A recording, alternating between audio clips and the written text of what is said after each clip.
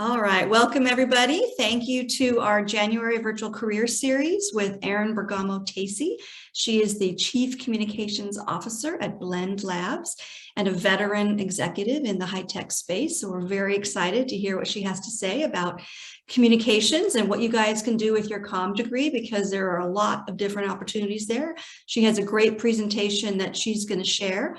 And then, of course, we have lots of room for questions. So up front, just so you guys are aware, we welcome you to just ask a question anytime during the session. You can come on video and ask a question, or we have the chat box here. So feel free to go anytime during the presentation and put a question in the chat box, and I will then repeat that question for Erin so we can keep that going. And then, of course, we'll have additional Q&A time at the end.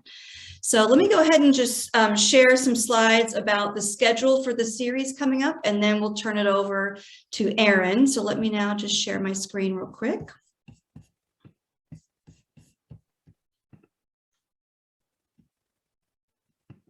All right.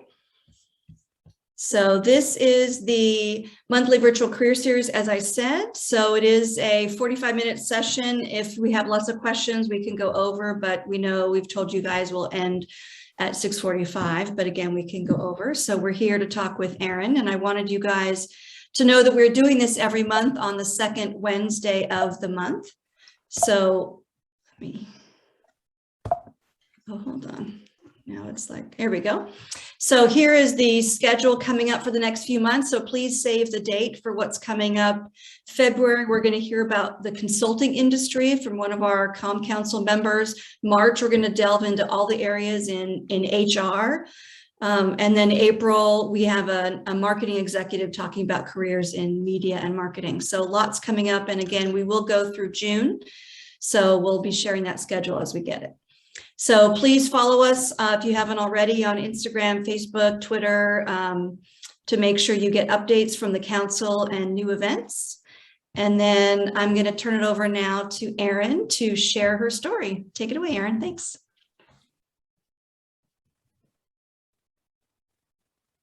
Can you hear us, Erin? Checked. Oh, yes. Can you hear me? Sorry. Thanks, Jeanette. Somehow I muted myself.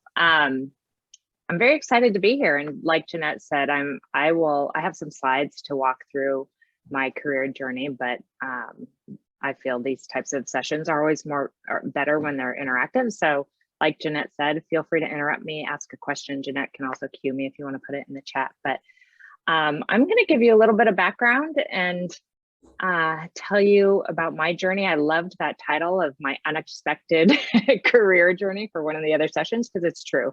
I think where I am today is not necessarily where I thought I would be when I was at Santa Barbara. And I actually didn't really know what I was going to do when I graduated. So let's go to the first slide, and I'll give you a little bit of background on my time at UCSB. So I did graduate with a BA in mass communications.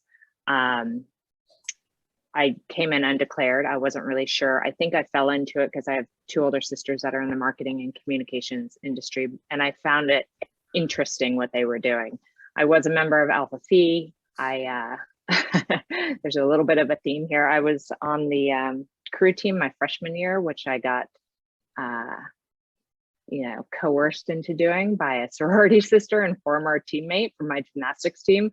I had quit gymnastics toward the end of my high school career. I'd been doing it my entire life and a bunch of other sports, but she's like, oh, come try crew. It's great. Not realizing I had to get up at 4 o'clock in the morning every day, my freshman year, and drive to Lake Kachuma. So that was great sport. Very, very difficult. So I did that for a year, and then I ended up going back to gymnastics and suffered a few injuries, so ended up coaching primarily, but ultimately doing that through my senior year up until I graduated. And then another theme, obviously, I was in communications. I like to write. I was a sports writer for the Daily Nexus, and actually that's what I thought I was going to do when I graduated. I had set up an internship with a local NBC sportscaster here for when I graduated. Passionate. I'm the youngest of 4 children. My next oldest sibling's a boy. It's total tomboy. I just assumed that's what I was gonna do. And I took a computer science class at UCSB, and I hated it. And I was like, I will never in my life work in technology. And I grew up in Silicon Valley, and I was like, never, ever. And that's all I've ever done. So definitely not the path that I thought I was going to take. However, when I graduated and I was had an opportunity to work at KMBR, which is sports radio. For those of you who don't know, it was great, part-time, paid nothing. And so I really wanted to move out of my parents' house. And so I started temping to find a different job and a different career path. So if you want to go to the next slide. So being in the Bay Area, it's all tech, it's all medical and universities. So I did a lot of different rotations, subbing in a week here and a week there at Stanford. I worked at a lot of different small technology companies. And then I landed at a company called Network General, which is a network management company. And they were, I was actually in the manufacturing department of all places. They were a small company though, and they did a great job of onboarding recent college grads and training them. And so I learned a ton by working in manufacturing, where we sat between sales and development and manufacturing of the products and scheduling them to ship out to our customers. So I got a great view into how the technology was built and made, but I also had a great view into the sales process and operations and that kind of thing. So I was doing that for a couple of years, but I knew it's not where my passion was. So I started moonlighting in PR, and I just went to the PR manager and introduced myself and said, hey, I have a communications degree. This is what I want to do. And so I started moonlighting, and he had me doing all the menial tasks, et cetera, until he finally got a head count and hired me. And he hired me and quit the next day. So that was my foray into PR.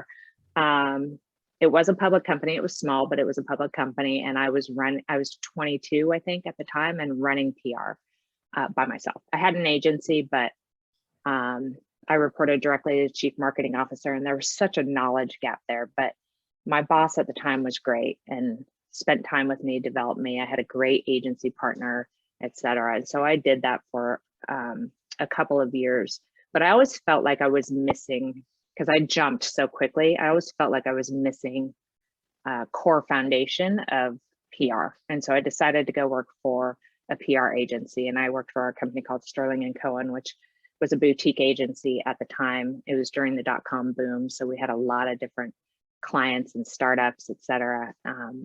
But I feel like that helped ground me a little bit more, because PR agencies, by the way, are a great training ground for anybody that wants to get into communications. I think PR in and of itself is a great foundation for any communications profession that you go into, and you'll see how I've sort of progressed my career there. But you know, this was the first 5 years. So what did I learn? I learned a lot of organizational skills and how to run an office, which, you know, coming out of school, you don't always know. I mean, coming from being a gymnastics coach and a sports writer into a professional environment, you don't necessarily know how companies work or offices work. And so I learned a lot about that. I also learned it's not where you start, it's where you finish, right? Get into a good company, and you can do different things, and you can progress throughout the company, and people give you the opportunity, which kind of goes to that third bullet point. I learned if you ask for help or you ask questions, people are always willing to help you, and they're always willing to teach you. Some are better at it than others. So be conscious of that. But, you know, you have to kind of find your voice and figure out who you can work with to help progress you and be your mentors or be your advocates in a company. Jobs aren't always, you know, written out and you're going to do this and that. In fact, my experience is you apply for a job and they sell you on it, and you walk in the door and it's never what they sold you on, right? It's always different. So a big part of coming into a company, and I'm new in my current company right now, is figuring out where you can add value, figuring out what's going on, doing a lot of listening and a lot of meetings, and just building that credibility within the existing organization. I had some really, really great managers, and I had some really, really bad managers. And I think as you progress and work with different people, you learn what works for you and what works for other people. And that's helped develop my leadership style to this day. I still, when people ask me about leadership, it's amazing the stories that come up that could be 20 years old, but they've stuck with me that long. And again, it's good and bad. And then I think a big thing is understanding when it's time to move on, when you've reached your capacity at a certain company or in a certain role, or you're looking around and you're like, what's my next move? It's okay to leave a company, and it's okay to even have a conversation with your boss and say, you know what, I'm not feeling challenged anymore. What can we do? Can we try something different? And if you can't find that, then it's okay to move on. And I think I'm a very loyal person. So that's been a lesson, and you'll see that in the next slide, but that's been a lesson that's kind of been hard for me to learn is, when it's time to go, make the decision and go. Great. We have some questions coming in, Erin. The first one from Dagmar. What was a good kind of place to get PR training again? Maybe you could talk more about the agency you mentioned. Yeah. So in public relations, there's really sort of two types of jobs. You can work in-house at a company, like I did at Network General, or you can work at a PR agency, which is basically consulting for companies, right? So,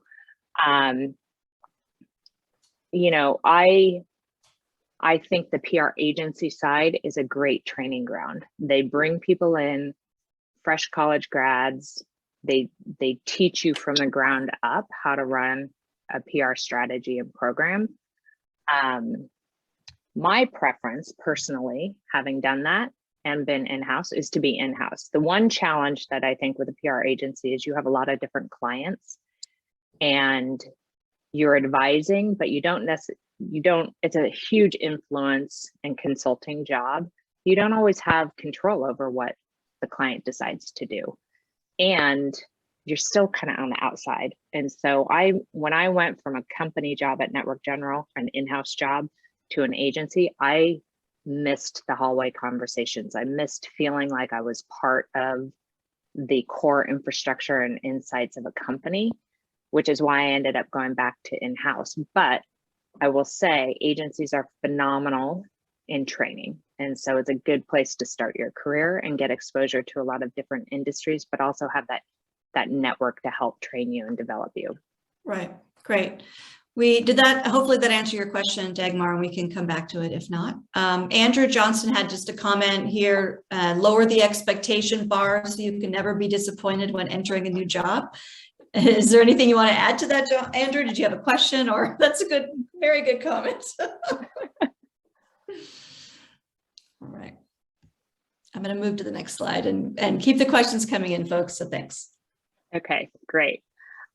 So I lost my headlines in these slides for some reason, but this is my next 20 years. I mean, literally 20 plus years, I would say, of my career. So I was at the PR agency, and I was the network management expert. So I had all the network management clients, and a company called Cisco, which some of you may have heard of now, but at the time was kind of a startup. They kept buying my clients. So I would have a network management client, and then Cisco would buy it. And then I'd have another client that was related to networking and infrastructure or internet, and Cisco would buy it. And I remember the partner of the agency was getting so mad. And at the same time, I got a call from my former boss from Network General, who is now the chief marketing officer at a company called Comm, which was kind of the hot company in Silicon Valley at the time.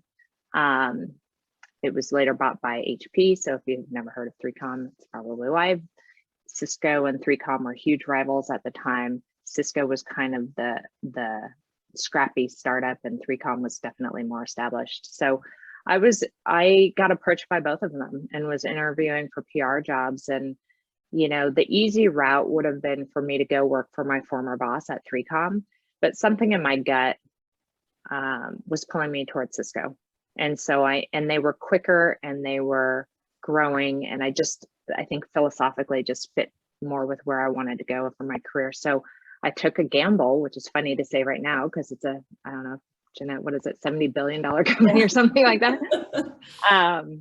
And I took a gamble and I went to Cisco, and I was working in PR in the service provider line of business, which was a new part of the business at the time. And I ended up running that PR side and doing analyst relations as well, which is talking to industry experts who actually interface with your customers and recommend what to buy from a technology standpoint. So I was doing that. I ended up working my way up and running that team. And then I got approached by somebody on the corporate side who said, hey, we're building out these roles. You know, the CEO had somebody who did their executive communications specifically. And she said, you know, our chief strategy officer needs an executive communications person. Would you like to interview for the job? And I didn't really know what that job was because it was kind of a new job at the time. But I was like, yeah, sure, I'll go interview for it. And Jeanette knows this executive, and he's just brilliant, very smart, chief strategy officer, only I think 4 or 5 years older than I am. And I kind of went into the interview not, I don't know, maybe I was just a little nonchalant about it because I was like, yeah, you know, whatever, I can do this or I can stay in PR. And he ended up hiring me. And I think a big part of it, and we joked about it later, is he was asking me really tough questions. And I was like, oh my God, I'm just going to tell him what I think.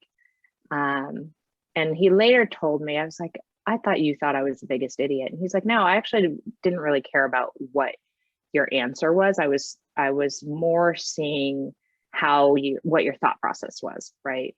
I was trying to evaluate, how do you weigh the pros and cons of something? How do you maneuver? Are you going to be honest and transparent in your communications, which is kind of core of my communication style. So it's interesting to look back, because the first 6 months I thought he was going to fire me, because I was like, he's so smart. He's going to figure out I have no idea what I'm talking about. He's got like 3 degrees from Stanford. And I'm like, oh, he's going to fire me. And then I finally took a minute and was like, you know what? You're not the chief strategy officer of the company. You're, this level, you're an executive communications manager. This is your expertise. He hired you to help him. So once I mentally got through that, our entire working relationship shifted. And it was probably one of the best jobs I ever had. And I got to work across all different parts of the company, partnering with all different parts of communications, and just learned a lot from a content and a strategy perspective. And so I worked with him for about 5 years. I ended up moving into management, which again was something that I never really thought I wanted to do, but it just kind of came, and I worked on it, and I developed into a manager. On that point, Erin, we have a question. You were just talking about your interviews with that executive. Hannah asks, do you remember any of the difficult interview questions you were asked in this interview? I do. So like I said, sometimes it's funny what you remember. And it's funny what you block out too. But I was working, like I said, on the service provider side of the business. And we had he ran all the mergers and acquisitions too, and the partnerships, strategic alliances. And so I worked with our partnership with Motorola and AT&T, and sometimes they were extremely difficult. And he was asking me very pointed questions about what I thought about the working relationships between Cisco and some of these other companies, which, I didn't sugarcoat, right? Like I was pretty honest about that. And so he was asking, again, from a standpoint of, boots on the ground, day-to-day working in this relationship, what's working, what's not, from somebody who's really observing. And I was honest with him about it. And I thought about it, and I'm like, oh, well, maybe I shouldn't have been that honest, but he actually appreciated it. So that's just an example. Good. We have another question from Andrew. He says, what is the most profitable job as a comm major? Thoughts on Handshake for job searching? The most profitable. Everybody always says the PR people get paid the most. I'm trying to think. That's probably true to a degree. There's certain elements of PR, like crisis communication. So a big part of what we do now, the way I position it is from an external communications, you're sort of responsible for the reputation, the protection and the promotion of the reputation of a company. And it takes, it can take years to build a company's reputation, and it can take 2 seconds to destroy it, especially with social media and things like that. So those higher risk, higher reward jobs tend to pay the best. And then the other part of the question was thoughts on Handshake for job searching. I don't know, actually. I don't have, you mean Handshake? Is that a technology that I'm not aware of? Is that, Andrew, if you want to, is that an app? If you want to come off mute or put in a comment. Okay, let's move. You wanted to move to the next slide, or did you have more here? Let's just stay here. So, Okay. Because my journey at Cisco was almost. Oh, sorry. He says it's like LinkedIn, kind of for college students looking for jobs. Yeah, I haven't used it. We use LinkedIn a lot. That's probably the number one application from an HR and a recruiting standpoint that we use. Plus, we use recruiting agencies. So I don't have any perspective because I haven't used it. It sounds like LinkedIn would be a great thing for all the students to make sure you have a really good profile and everything. So. Absolutely, for sure. And it doesn't mean you have to have 12 jobs on there, right? I mean, I started a program at my daughter's high school with her and her friends about women in business. And one of the early programs we did was developing a LinkedIn profile, because there's a lot of skills that you develop in school or in part-time jobs that you can represent on LinkedIn. And I think it shows initiative, internships, great stuff. So I think most people understand, hiring managers understand that if you're newer or earlier in your career, you're not going to have that many positions, but it's about, your drive, your interest, your ability to learn. And I think learning on the job is probably more critical than anything, right? Because I said in the beginning, when you take a new job, you don't really know what it's going to be like until you get in there. And you just kind of have to figure it out. And I think showing that initiative is really critical. And I think people, when you're coming out of school and you're having a degree or you're going for your first professional jobs, people worry about the lack of experience. But again, I think it gets underplayed how much you learn on the job. And that's really what happened with me at Cisco. Like I said, I was there almost 19 years. I moved from executive communications. I was running a technology group somehow, a group of engineers, and building applications to be used internally and externally to drive collaboration across the organization. And then one day I was walking down the hall in the headquarters building, and I ran into the head of emerging markets, who I had kind of worked with and at certain events, in passing. And he said, "Hey, have you ever considered moving to London?" And I was like, "What are you talking about?" And he said, "I need somebody to come run all of communications for me." He was the president of emerging markets at the time, which was the Middle East, Africa, Russia, and Latin America. And he said, "I need somebody to wrangle it for me." And it was kind of the wild, wild west. And so I had a 3-year-old and a 6-year-old at the time. And my husband and I got on a plane the next week, and I flew out there and interviewed and got the job, and ended up moving my entire family to Europe for 3 years. So, which was great, because it's a completely different perspective living and working in a different country than it is just participating or connecting over phone calls. So I ran all internal and external communications for Europe, Middle East, and Africa. It evolved. And then I ended up taking over Asia, Pacific, Japan, and China, because I built a structure that was really global. And then I repatriated, and I ended up moving to North Carolina, which is the second largest headquarters for Cisco. And then I was running Americas, Europe, Middle East, Africa, and Asia. So everything basically outside of corporate headquarters. And when I started, that team was probably 30 people. When I left, it was closer to 100 people. So it really honed my operational skills. But, like I said before, I kind of was coming up on 20 years. I was looking around going, what's my next job? I wasn't quite sure what it was. So I made a commitment to myself to, if I got recruiting calls, that I would just answer the phone, because traditionally I wouldn't, because I wasn't looking. So I started answering the calls and having conversations with people about different opportunities. And so Lenovo called, which is known primarily for the PCs that they make, the ThinkPads. And they had a new head of the data center business. I didn't even realize they were in the data center business when they called. And he was restructuring the entire business. He was a 24-year veteran of Intel.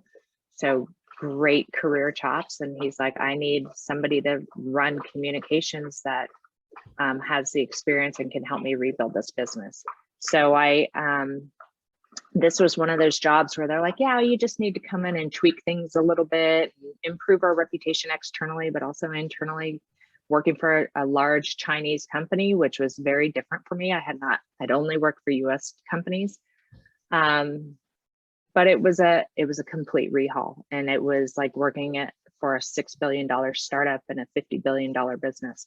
But great opportunity to do that. And about a year and a half in, they asked me to take over the marketing side as well. So I ended up running all of marketing and communications for Lenovo's data center business.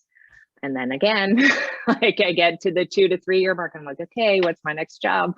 And then an ex-colleague from Cisco called me about this opportunity at Vmware, which is based here in Palo Alto. And they wanted somebody to come run corporate communications and PR and reputation for them, because they were a $12 billion company trying to be a $20 billion company.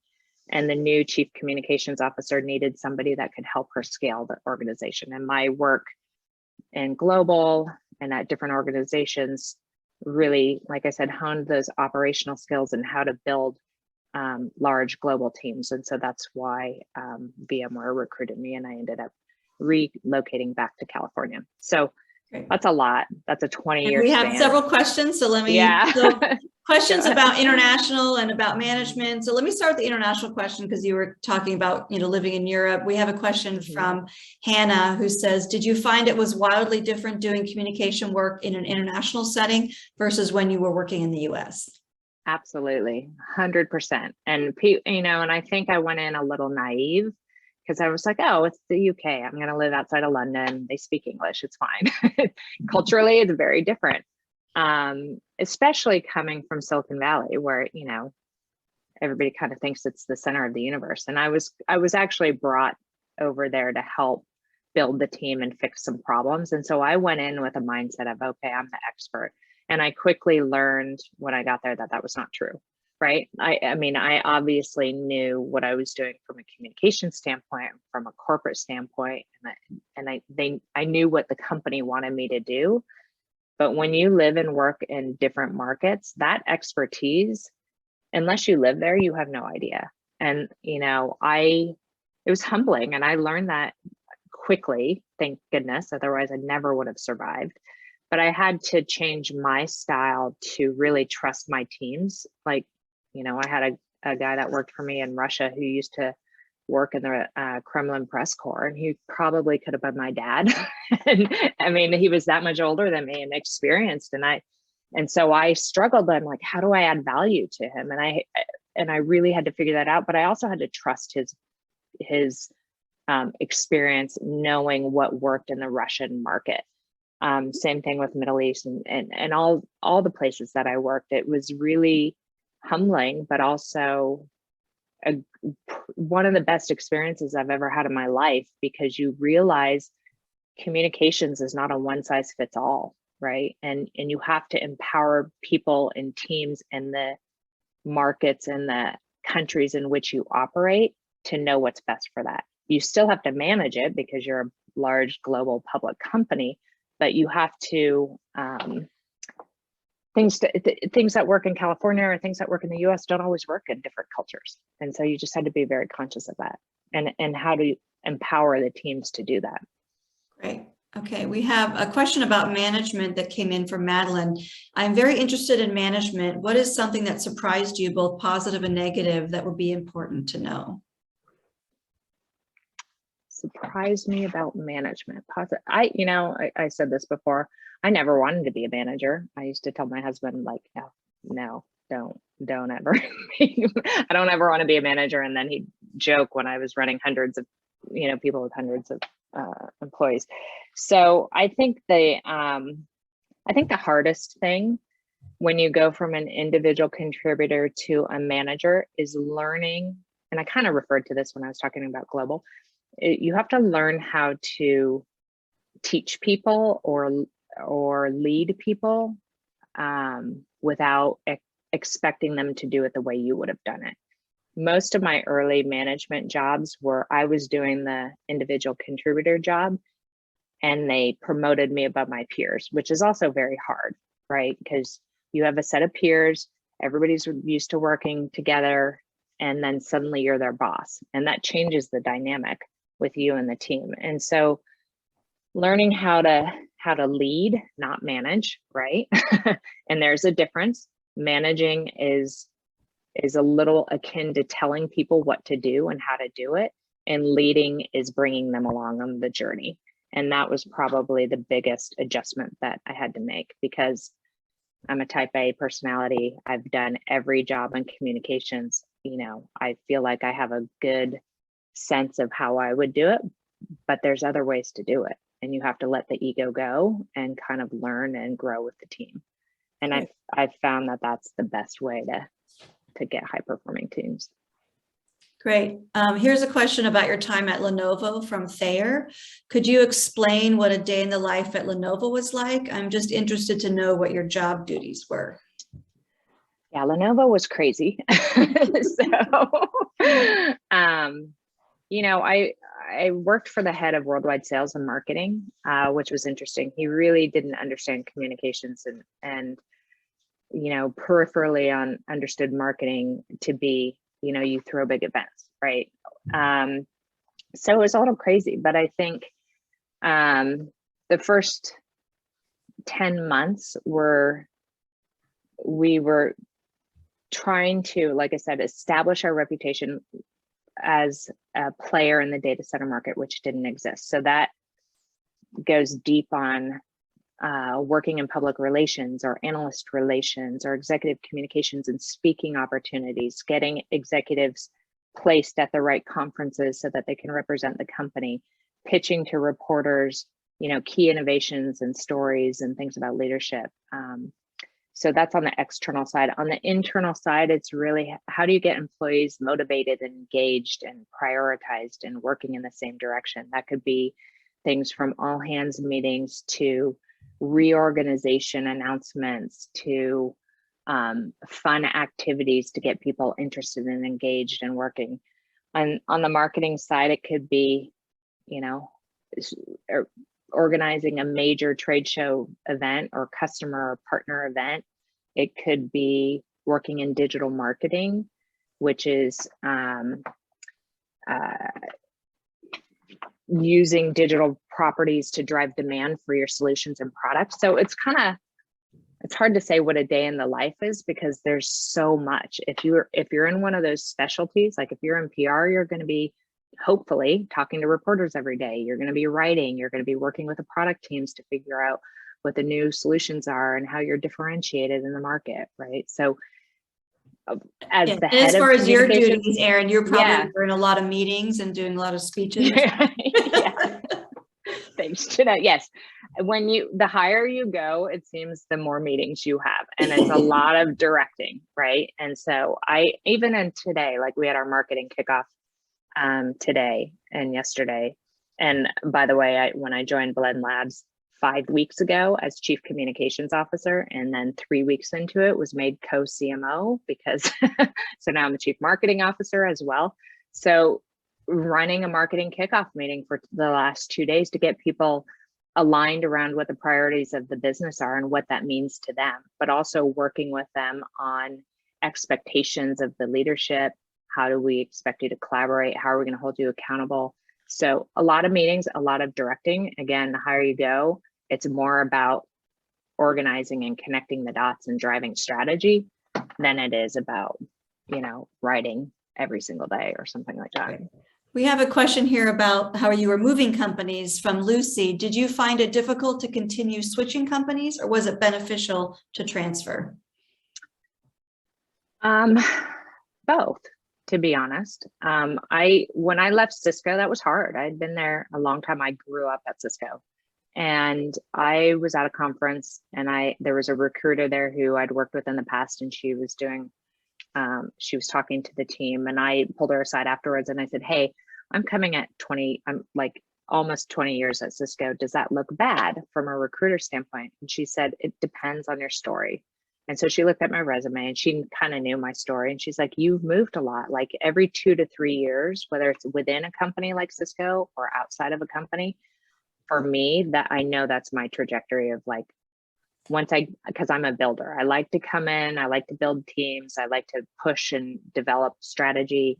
And once everything's operating and running and going smooth, I'm like, okay, I'm bored. Now what's next? And that's usually a 2 to 3 year time horizon. So, but there's always going to be an adjustment when you change companies. And I think the number one thing you have to do is when you go into a new position or a new company is you've got to figure out who you need to meet with. You've got to spend a lot of time listening and learning and figuring out and formulating your own opinion about what you think needs to be done.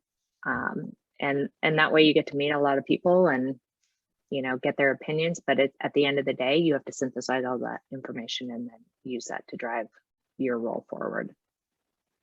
Great. Do you want to move forward so we can get through? Yeah, let's move forward. So I alluded to this. So I spent a couple years at Vmware. This company called Blend Labs they called me back in February, and they're a cloud banking software company.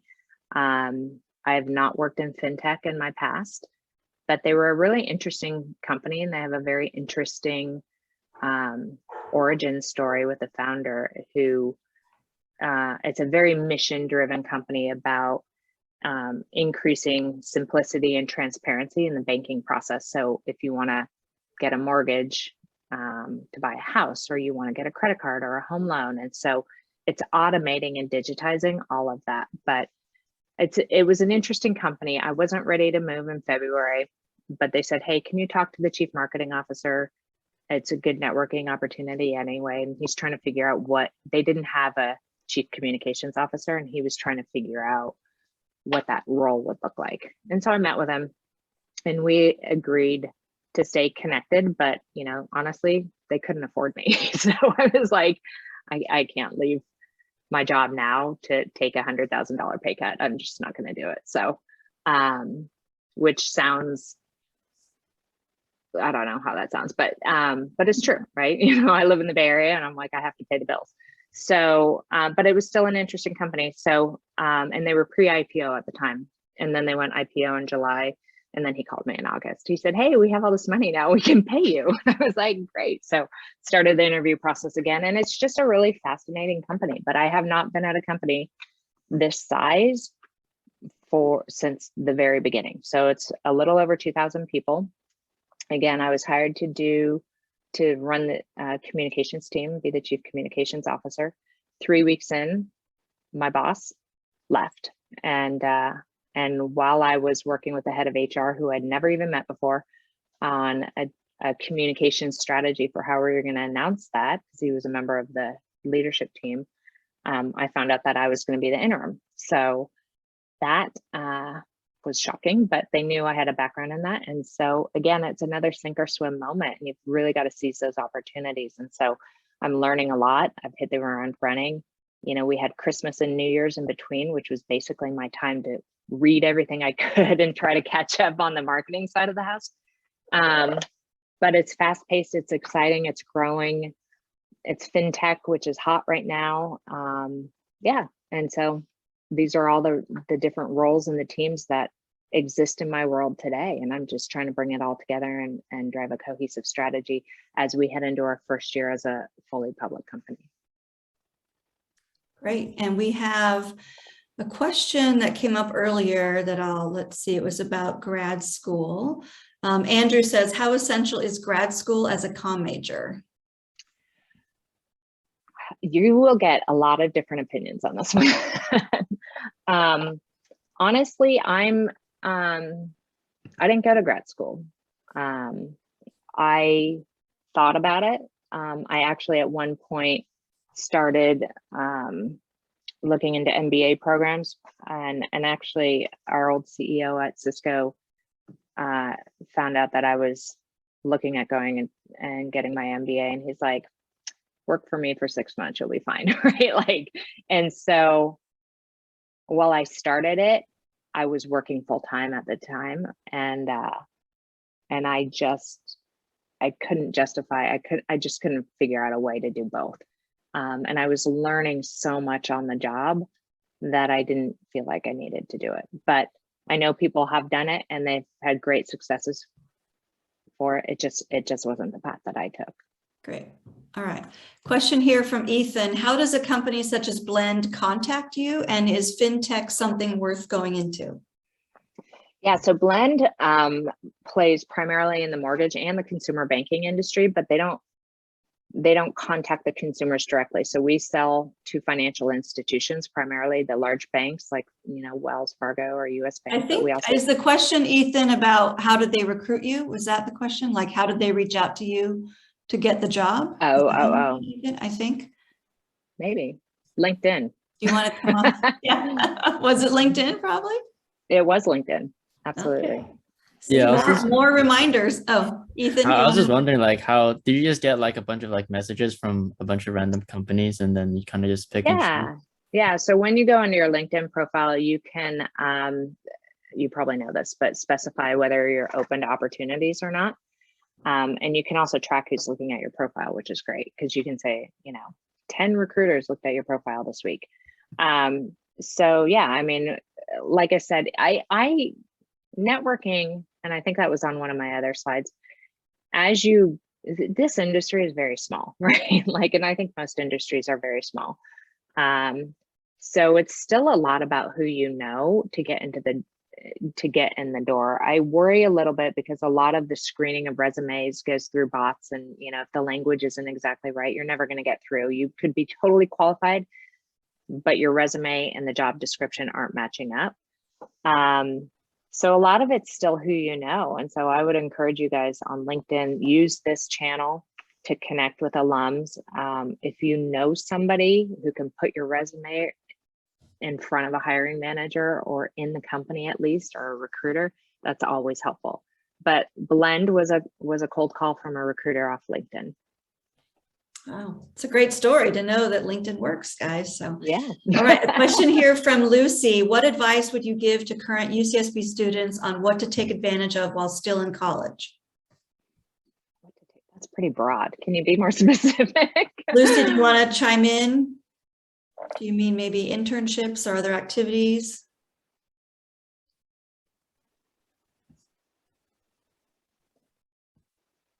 One of the attendees that actually had to cancel last minute had asked me a similar question, and she actually asked me what classes I remember most and what I think has helped me a lot. I think the interpersonal communication skills is something that's always stuck with me. Mm-hmm. And so take advantage of those types of classes. Learning to connect and get along with people and work within different environments and influence people has been critical.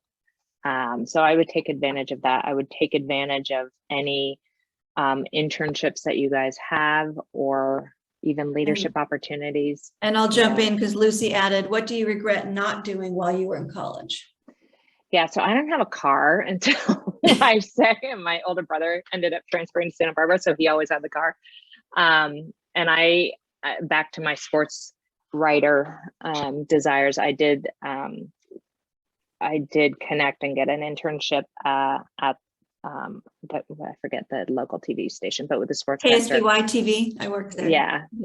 And but I couldn't get there, and it was frustrating because that's really something that I wanted to do, and probably doing more internships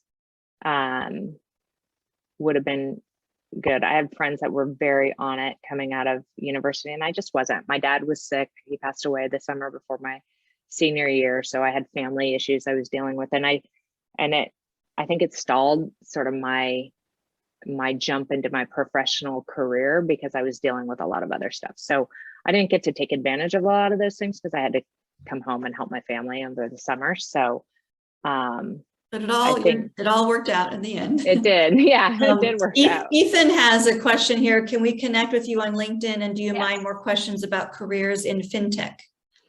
Absolutely. To both questions. And I'm new to fintech. So that's the other thing. And I said this when I was interviewing is, you know, I don't have any experience in fintech. I have a technology background, and they're like, that's okay.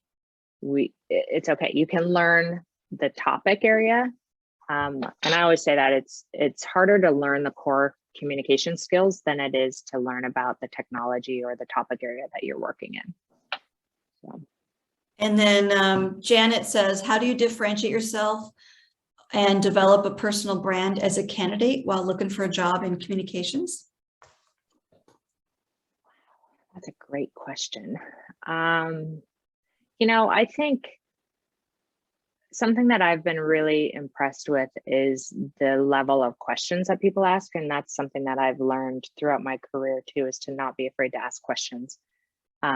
It shows active listening, it shows interest, it shows that you're thinking about the specific company or solution that they're working in.